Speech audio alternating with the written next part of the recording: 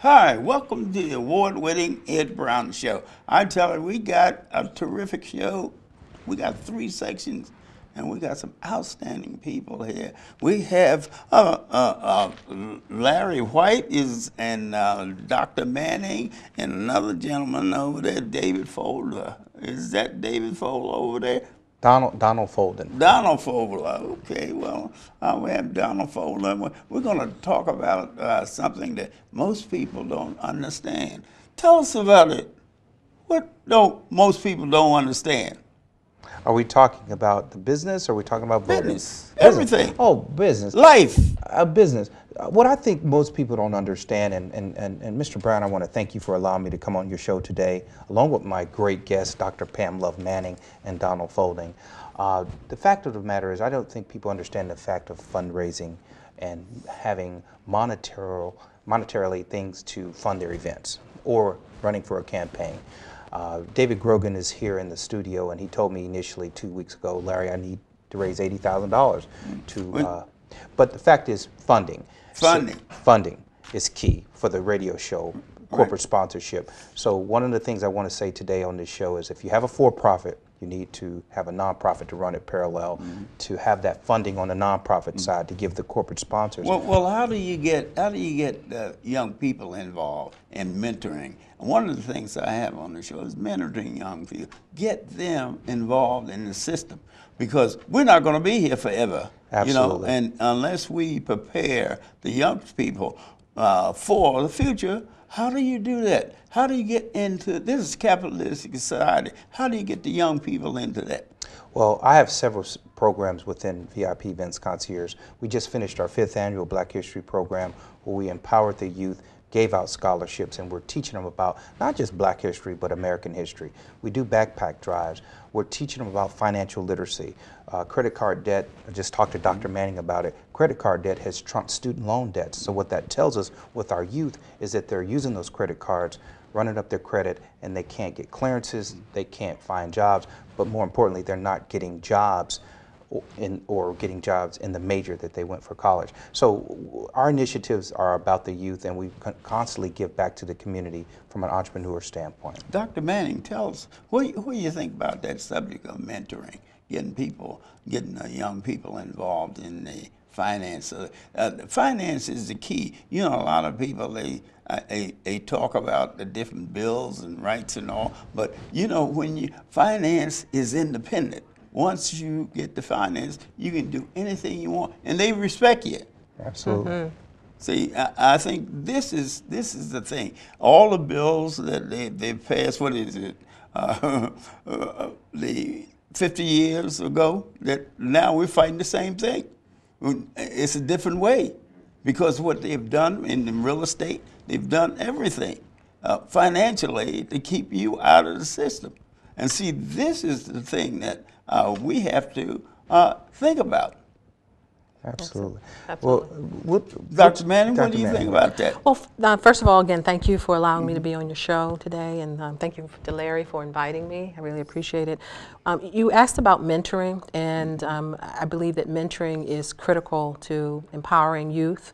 As you said, you know, we are not going to be around, and so it's important for us to pass along what we've learned and help them to grow. As a former chair of a University Development Foundation board, we were responsible for fundraising, and one of the things that was important to us is to teach the youth.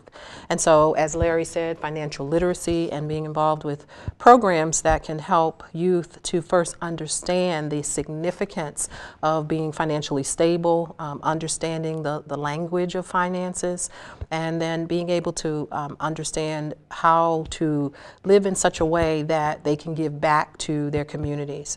And so, what do you think about that, young man? Well, I think one of the things that we got to do is to tackle this issue of going to school to get a good education, to get a good job. We need to start teaching, go to school, get you a good education, work for yourself. We don't encourage entrepreneurship enough in our community. Okay, we don't teach people, especially young kids, you know, how to be successful. I find it interesting that you have a lot of young men that walk around with their pants hanging down, that get all of their attention, but yet kids that are honor roll students can't even get the time of day. We need to change that. We need to show the value. How do you do it? Well, I like to address that, and Donald, I didn't, wow, that was amazing. The fact of the matter is, feeder systems. Adopt the elementary school that feeds into the middle school and to the high school. You got to adopt a whole feeder system. It's called mentoring over a lifetime. You follow these mentees to college after they finish, you know, school, and once they finish college, they're looking for mentors. They're looking for David Grogan. They're looking for Dr. Pam Love Manning and Donald. And so we follow them all the way through college. And once they finish college, we bring them back into corporate America and teach them now it's about 401k and jobs and things of that nature. Now, that's the key. Corporate America, this is something that they don't understand. They don't understand that, you know, if in fact you're not involved in corporate America in this country, you can forget it. I don't care who you are. I mean, it has nothing to do with color. Mr. Brown, I want to tell you, we're hosting our 3rd annual Corporate Leadership and Power Networking Conference, April 28th. Thanks to Mr. Grogan here, Janae, over at Bowie State. We're sponsoring 10 college students to come to our Corporate Leadership Conference. We're going to teach them about financial literacy, health and wellness, from the entrepreneurs that are doing it every day, okay? Doctors, lawyers, attorneys. We're going to teach them how to survive, because what happens in corporate America, you have a 5 to 7 year tenure before they start trying to replace you for somebody that just came out of college to pay you a lower rate, because the days of retiring from the steel mill, corporate, it's gone with all the mergers and acquisitions. So we're teaching everybody how to survive in corporate America, including the interns, including the college kids, high school kids, April 28th. For more information on that, go to VIPeventsconcierge.com to understand all of the different topics that we'll have for the Corporate Leadership Conference to give back to the youth. Well, Prince George County has a good example here with MGM and the hospital and possibly the FBI. And I've monitored the MGM and the type of jobs that they're offering young people, you know, are not CEO jobs. Sure. And the training that is not for CEO. In fact, I had one company that they didn't get the contract. This is for maintenance. Sure. Down at they didn't get the contract, but the major contractor got the contract, and they do 70% of the work. And those are things. Now, how are you going to survive when, first of all, it is qualification. The big contractor, they qualify for the big contracts, and then they actually, what do? They subcontract it, and you're still in the same boat. They're doing that right now. And you go down, all you have to do is go down to the MGM, look at those stores down there. How many African-American stores you have down there? Mr. Brown, before we go to these two, Donald Fold and Dr. Pamela Manning, I am really hoping for the best for MGM Grand, because what people need to understand, as organizations like the 100 Black Men of Prince George's County have partnered with MGM Grand, it's going to take 1 year for those finances to come back to the schools. So by the time the money of the casinos go through Treasury, it's going to take 1 year for it to come to Prince George's County Public Schools. My wife is a principal in Anne Arundel County. We went through the pilot with Maryland Live. And one of the things of Maryland Live being built and in its inception was to, okay, we're going to build a casino in your community, which we all disagree with. But crime went up 6% at the time. So what we were looking for was those dollars from the casino to matriculate back into Anne Arundel County Public Schools. They didn't do it. It happened a year later. So what Prince George's County needs to understand, the money will come, but by the time it goes through the Treasury Department, it'll take 1 year for the mentoring. Right. And well, all of those things for that. That's exactly what I was saying, is they had $50 million, MGM they got from, and you know where they put that money? They put it in the general fund. And when you put money like that in the general fund, all the politicians do is decide, well, I need this, I need that, and they polish it all, and you look up and you don't have anything for education. Mr. Brown, that's why we need David Grogan to come in here on this segment. He is the politician for whatever office that he will run for, and he's in your studio, will take care of that. He's in Annapolis, he's on Capitol Hill listening to these things, because we need a guy that's for us, not just for the black community, but for all communities. We are one Maryland. So when David Grogan figures out where he's going to run, he's a person that's going to advocate that change. Because I go to the Gaylord, I do not see a whole lot of African Americans working in the valet throughout the hotel, okay? So as this MGM Grand comes, a good friend of mine and entrepreneur, Melanie Gamble, has just opened up her office there. So I'm happy to see an entrepreneur that's right there in the National Harbor.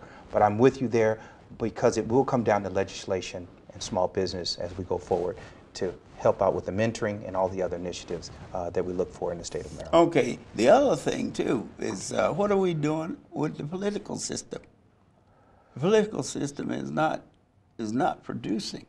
We are producing, but the political system in the state and the national is not producing.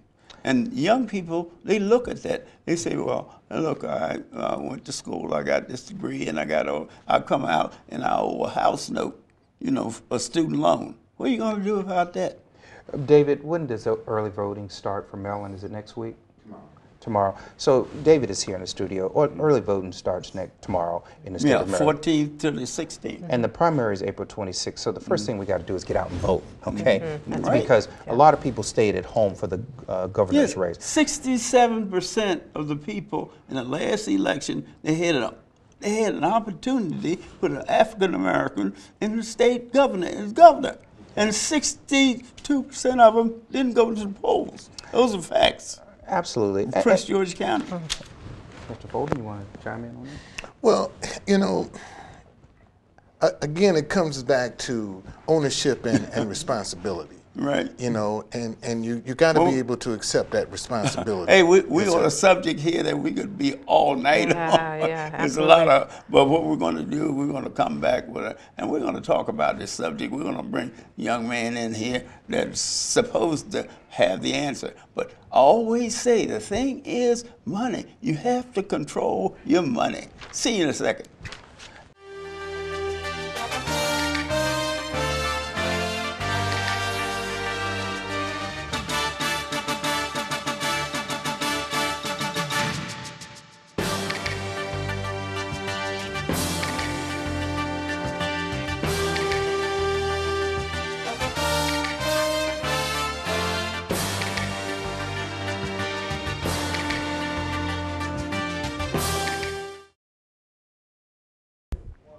Hey, welcome back to the award-winning Ed Brown Show. You saw all the fireworks in that part of the show. We got more here. We got David Grogan. He is supposed to give us the answer. I mean, the real answer. He's in politics. David, tell us. Yes, indeed. Well, welcome. Thank you, sir, for having me. It's certainly my privilege.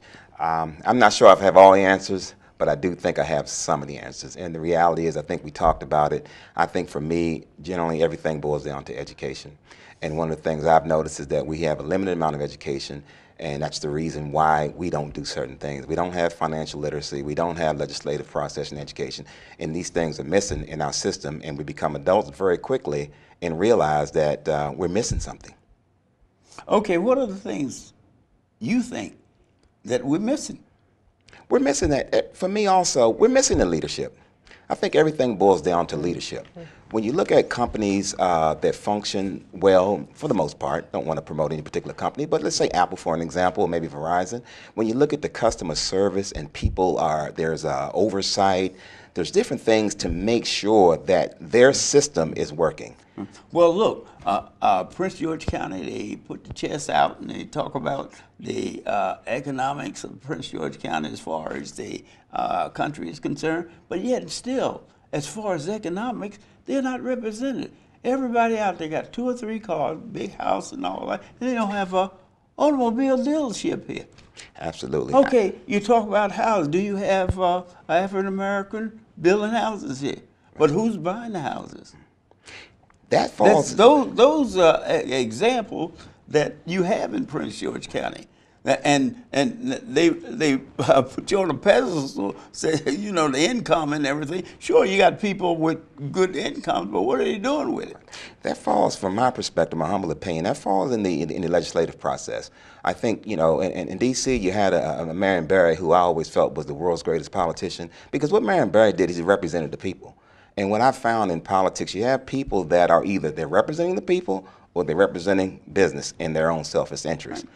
And right now, from my perspective, my humble opinion, I think we're being neglected. And I think we're just seeing the end result of a long-term neglect. You know, something else I wanted Manning, to... I just wanted to... right over you. No, it's okay. No, I wanted to back up a little bit because we talked about education and the legislative process, and you asked about the question about, you know, what else do we need? And I think in addition to leadership, we've got to go back to looking at our core values. Yes. We don't value the process of voting. We don't value getting out and making sure that we're holding people accountable. So that goes back to leadership. But we have shifted our values in this country, and so what we saw as important in the 60s and 70s, we don't see as important, and that has caused a breakdown in our families, and it's caused a breakdown in our ability to get out or encourage people to even vote. Mm-hmm. So until we can begin to go back and look at, you know, and begin to shift our values and to see the importance of getting out and voting and holding our legislators accountable, we're going to continue to move in a direction that is very unhealthy and detrimental to our communities. Okay, the other thing I like to just bring out, what about a bank? All the money that goes through Prince George County. Yeah, I think you have one Mr. bank. Mr. Brown, and it was another group that came into this country, and they have done well because they pull the money. And I'm sure, I'm not going to mention, I'm sure you all know, they bought up neighborhoods, did everything. How did they do it? Why can't we do it? Well, I think you got to first realize that there's a lot of profit in ignorance in the black community. Yes. Okay? I mean, a lot of people, and some of us, are making six figures off of this crime. I mean, we're living good. There are too many people are living good at the trough of ignorance and violence in the black community. Okay? And we get people that say they're for our interests, but in reality, they're only interested in what they can do for themselves. Okay? So once we start educating people about, you know, look, you go out here, if you're not educated and you don't know the law and they lock you up, you know, then you're going to be penalized. Okay? You're penalized when you go to get a loan and your credit is bad. Right. Okay? You're going to pay a higher interest rate. So look at how much money is being generated from our ignorance, and which is what we're not addressing. Okay? We're not showing people, okay, that the importance of being on top of and being involved. Okay, because, you know, remember now, we're dealing with the offsprings of the mind your business, glorified violence crew. The only thing they're used to is things get their attention. But I think we also, though, we are teaching people that to get involved, but look at all these get-rich-quick schemes. Yes. We're telling people get it fast and get involved, and so people are willing to do things at the expense of others. Well, so we've got to look at that because as well. Nobody have an appreciation for starting small. Everybody want to come out with this microwave effect where give it to me now. That's right. But it don't work that way. Doesn't work. It's not sustainable. And that's where and that's what our kids. I mean, listen, Sarah, let me tell you something. You know, we have black men that are becoming millionaires off of degrading our women in society and degrading our race. They're becoming millionaires. Okay, but we're not talking about that. But we can blame that white man. Well, basically, like I said, it comes to every group that have come to the United States. They've come under duress. And after a while, they find out in order to survive, you got to get into the economic system. I mean, when I say get into it, not work it, but own it. Own it. That's right. See? And I think it's one of the major items. People say, you don't have the money. a good example is the athletes and the entertainers. Now, I have to go now, but but anyway, the athletes and the entertainers, they have all kinds of money. Yes, Why is it that there's no more black owners in basketball when 80% of them players are basketball players? The same thing with all the sports. Same thing with entertainment. This is Ed Brown. See you in a second.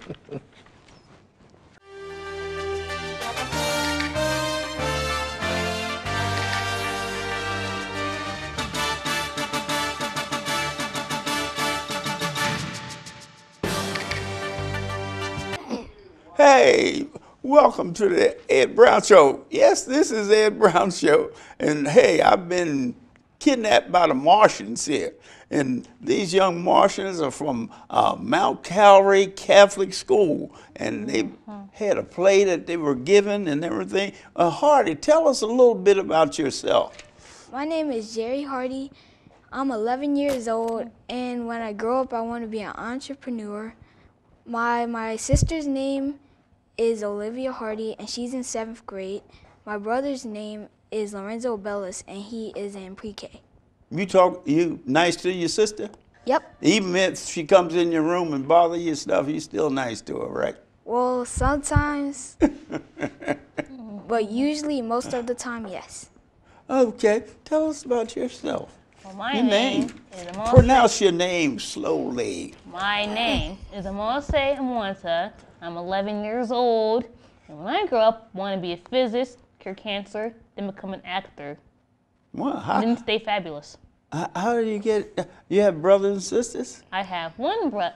And he's I have young? one brother and 2 stepbrothers. My brother, whose name is Saige Emwata, he's 14 He's 14. and tall. Oh, wow. And my 2 stepbrothers, Felix Emwata and Faith Emwata, are in North Carolina and are. Okay, well, tell us a little bit about this play that both of you were in this play.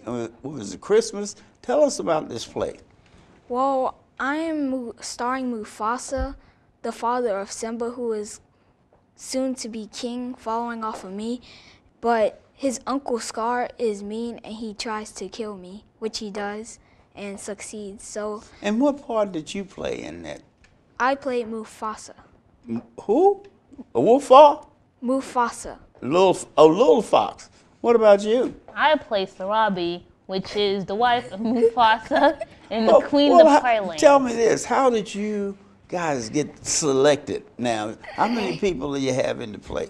About like 30-something. 30-something. And 30-something. And they selected you two out of all the turkeys that was there. They selected you two, right? Yeah. And tell me the best part of the play that you enjoyed. The best part I enjoyed was basically dying. Nothing?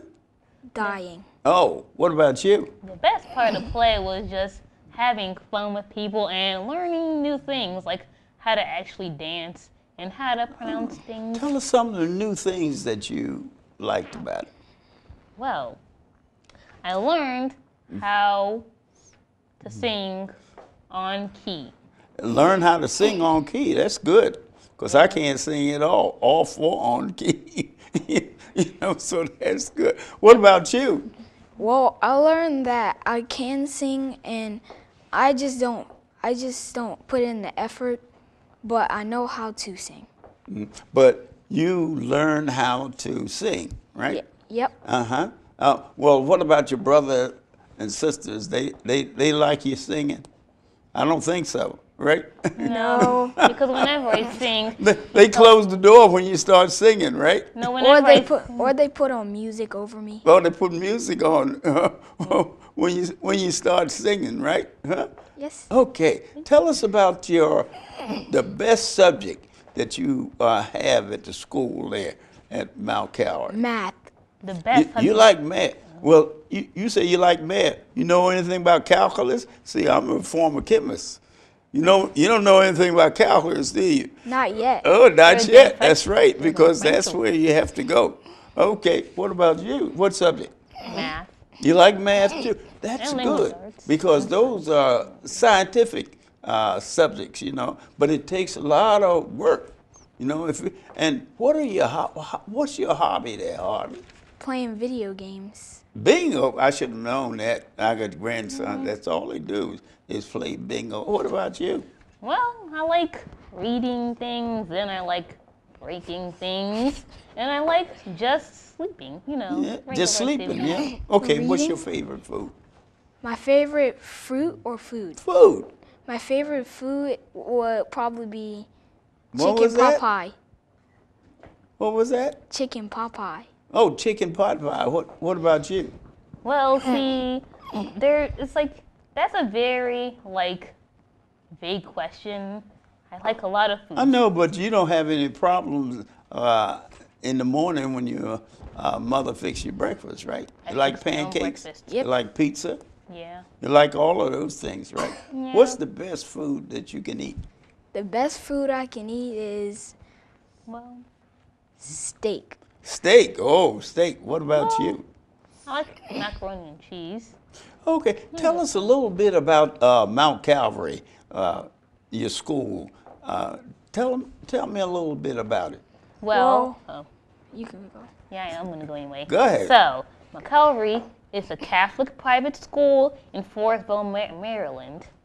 And it has grades kindergarten, pre-K to 8th grade, and a wide variety of teachers that are very awesome. All right. Hardy?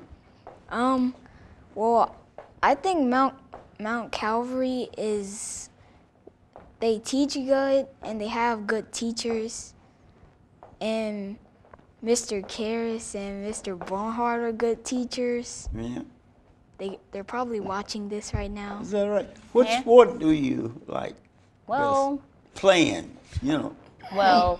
in real life, I'm not a very sporty person, You're but I not a would like sport- to play tennis because it seems fun. And I only play sports on a virtual world. So Yeah. I But- would like to play tennis. But what about you, Hardy? Well, this is my first year, but I play basketball for junior varsity. Basketball. Do you know anything about basketball? What's the top team in sports now?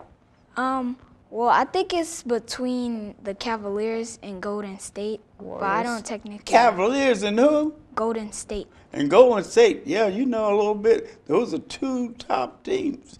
At Golden State and the Cavaliers. And what position do you like to play? Shooting guard. Huh? Shooting guard. Oh, shooting guard. The playmaker, huh? Yep. Oh, great. What about you? You don't like sports. I can Well, look at you and tell. Well, I would be a forward because that's the only thing I feel like I could actually do without failing. No. Okay, now tell me a little bit about the subject. What subject you think that they should add to your school that you would like? Well, there's a science lab upstairs. Science lab. Huh? So I think they should add like chemistry and stuff. Oh, great. What about you? Well, maybe if they had like government so that we can go a little more in depth about government because they don't teach you some things like when you get older. They don't really teach you about mortgage and stuff like when you get a house and like checks. They don't teach you about that stuff, and then when you get older, They don't you're tell gonna you about wonder. houses. Well, hey, tell me this. What about voting? Tell me something about voting. You guys Well- know anything about voting? Well, I What want is voting for? Tell me that. to see who's gonna be president, but in the lead right now is Donald Trump, which Yeah. no one likes, and Hillary Clinton. What about you? Well, it's apparently it's an in-depth thing, but we don't really go. We go in.